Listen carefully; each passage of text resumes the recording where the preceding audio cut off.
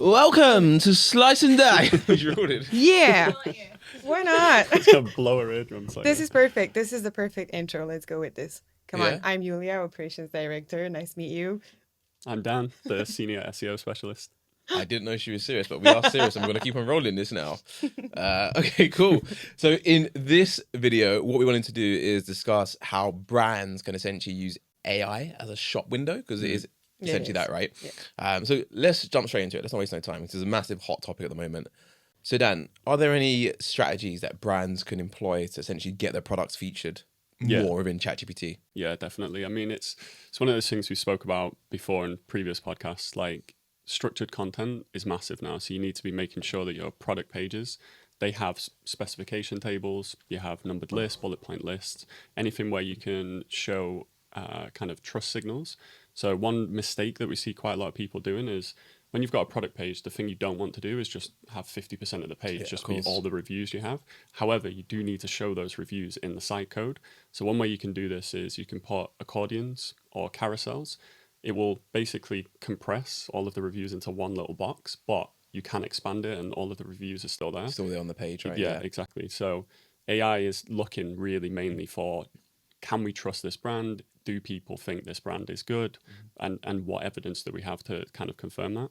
And you've mentioned structured content. So how can brands, which is different now, what I want to say, but how can brands leverage structured data in schema markup? Yeah, so structured data, and it's an area a lot of people get confused. Structured content, structured data, they are two different things.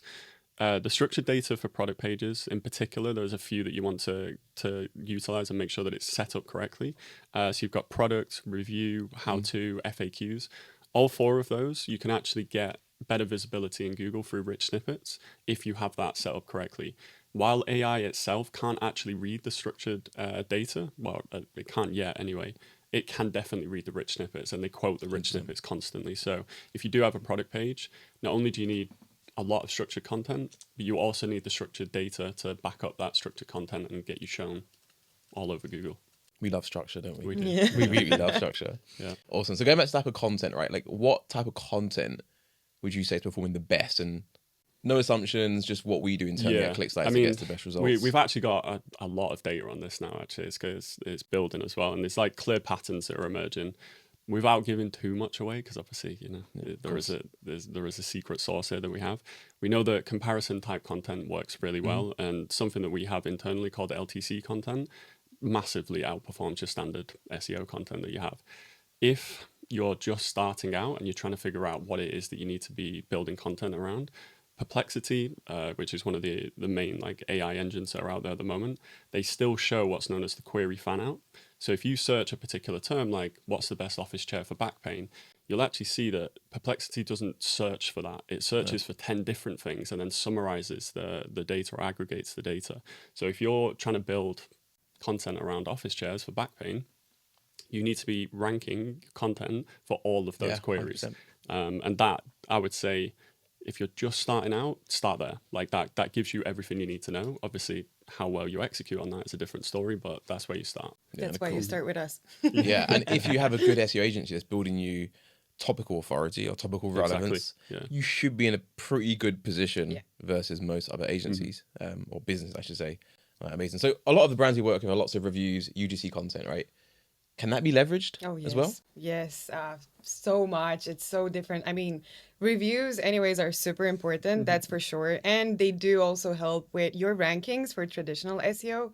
But with AEO, they're massive. So imagine there's a KPI, it's called sentiment. So it's how LLMs perceive your brand through those reviews. So when any user would prompt ChatGPT, for example, asking for the best coffee machine, I have something with coffee, it would then list you and your competitors and pros and cons. And the cons are taken from your reviews. So that gives you a lot of insight into how users perceive you. So how you could change specific things for customers to get better reviews, but also it's a great indication on what to mention when you're writing content specifically for AEO. So Dan was mentioning earlier, LTC, we try to look at the reviews, the negative ones, and include those like kind of like retroactively and switch it around and add it into our LTC. And that kind of makes the LLMs change their perspective and take that into consideration next time when they want to have pros and cons for your brand. So they're extremely important, massive. Well said. Very well said, actually. Yeah, very well said. Oh, good.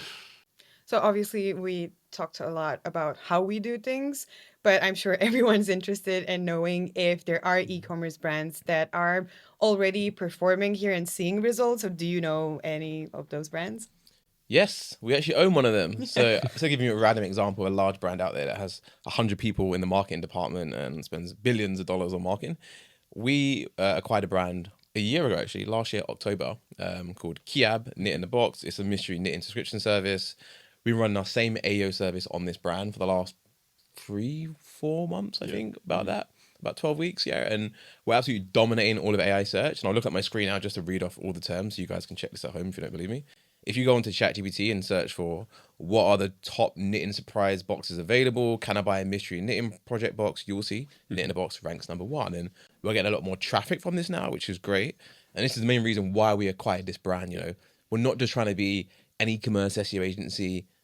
We rank for our own terms, so we kind of proofs in the pudding. We sell e-commerce SEO. We have courses. We own the Ecom brand, and this gives us tons of leverage and authority overall in the space. And it gives us a head start. We know exactly what's worked, and we're running this out on literally a real live brand. And yes, the brand makes money. Some things can cause problems, but ultimately we know exactly what works because we've got our own data.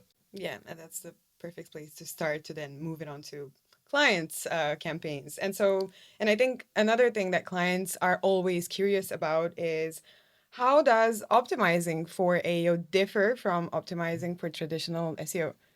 Yeah, I think this is an area where a lot of people are still getting very, very confused. They think that they're massively different marketing channels, and they're not. They're roughly the same. There's a lot of overlap.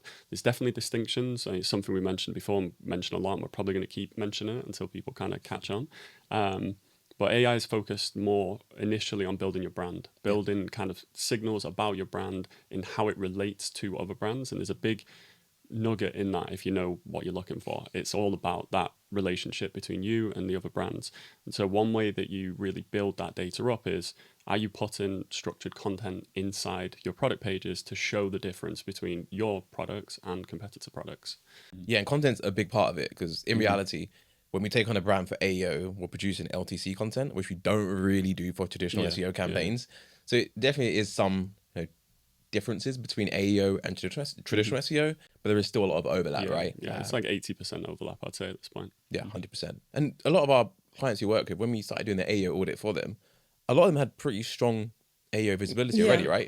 From the get-go, but it's not as strong as it is now. And obviously they see much more tangible results. And I think if you just rely on traditional SEO to rank in AEO, it's a bit hit and miss. 1 minute you got 20% visibility, then it's like 5, and it fluctuates a lot, right? Because there's no stability in the back end, convincing the models essentially.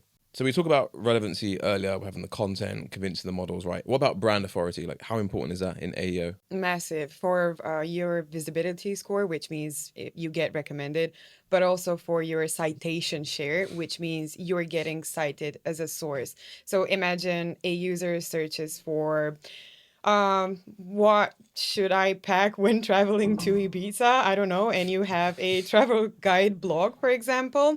The more authority your website has, LLMs will cite you as a source when they give users recommendations of what they should pack. And then again, that's a signal you get noticed by users. And also, on the other hand, with visibility scores, if they recommend you, it means you are trusted. So what LLMs look at, apart from on your website and information on your website, they also look at mentions from other websites. And that's why I've been saying all the time that SEO and AEO are not different. They can go very well in parallel, and especially with the backlinks that you keep building with SEO, they do help a lot with your brand authority, for sure. Yeah, it's one of those things where if you start pivoting away from your traditional SEO strategy to focus 90% on AEO, you're going to make a huge mistake. This point in time, it's a huge mistake to do that. I think, though, one of the areas where most people are getting tripped up is nobody really, I mean, obviously we do, but not like the regular market doesn't know yet how to track these things. So what ways do we have to track? Good question. I get asked this a lot on discovery calls as well. So I actually covered it in a previous podcast episode. But essentially, we have this AEO specialist tracking tool we have in-house, which is amazing. And how it works is you come up with a list of topics that are relevant to your brand. So let's use ClickSlice as an example. We're an e-commerce SEO agency, so we have topics on SEO, e-commerce, Shopify, Magento. We have one on AEO. So within each topic, we have a list of prompts. And these are essentially things, questions, keywords, prompts that people search for within the AI models like ChatGPT, like who's the best e-commerce SEO agency, top rated e-commerce SEO agencies, right? All transactional commercial terms, because that's what generates the leads for us. And then what we do is we send these prompts multiple times a day to different models at different times to track, I guess the right word, to track, not really sentiment, but to track how often ClickSlice is mentioned for those terms. And having that data is really, really important because there's different IPs and ChatGPT has your historical information in terms of what you search or what you use. Sometimes it'll be subjective, right? It could be very tailored as well. But essentially, once we send out the prompts every single day, we track the visibility and we give you a visibility score. That is kind of the main KPI in the AEO world at the moment, but it is changing very rapidly. And again, brands don't really care about visibility. They want traffic and sales. So once you start having higher visibility and you're getting more website traffic, we can track your users from GA4 pulled into this dashboard. And then lastly, we can track your conversions from GA4, again, pulled into the dashboard. So we can very quickly and easily show brands that you're now more visible, you're getting more traffic from the models, and now these models are actually sending you direct revenue as well, which is insane. Talking about what's insane is the future of this space. What future trends do we think are going to evolve in this space? And we're going to look back on this in 2 years, by the way. So laugh, no doubt. Completely so far off. Let's start off with you. Definitely shopping. It's already there integrated with Etsy and Shopify. So I think it's going to be massive, shopping through ChatGPT directly. And I want to be a bit crazy and also predict that in a couple of years, you're going to have an agent that knows your preferences and everything. So you just, I don't know, pick up your phone, say you need something, and it would buy it for you. But that's science fiction. But I'd like to think, let's take a note of this and come back to it in 5 years' time, see if I was right. For sure. Yeah, no, I'm going to parrot that. I think seeing already just how my own kind of search experience has changed. Like anytime I'm researching, say, a supplement or some new kind of product, it's 90% done in the AI. The only thing that isn't is the final conversion. The moment that becomes seamless, which I've seen the new integrations with Etsy and Shopify, it's decent, but it's not like, I still think a lot of people are still going to just go to the end store because it shows the store and then gives you the option to buy in ChatGPT, but you got to put all your credentials in. So it's not super seamless yet, but it makes complete sense to me that not all, but the vast majority of e-commerce transactions are going to be done all within that AI. But do I think that's next year? No, I think 5 to 10 years out. Quite far. But I mean, it's 5 years away. It's going to be a big paradigm shift.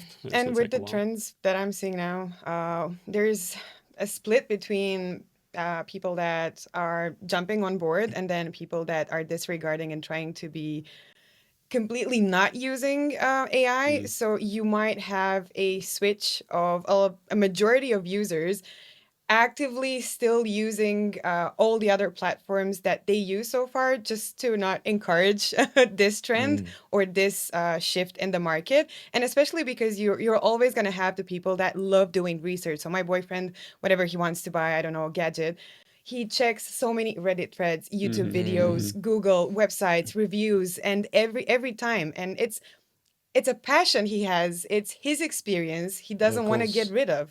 So I think it's also going to depend on a personal level and on the person themselves.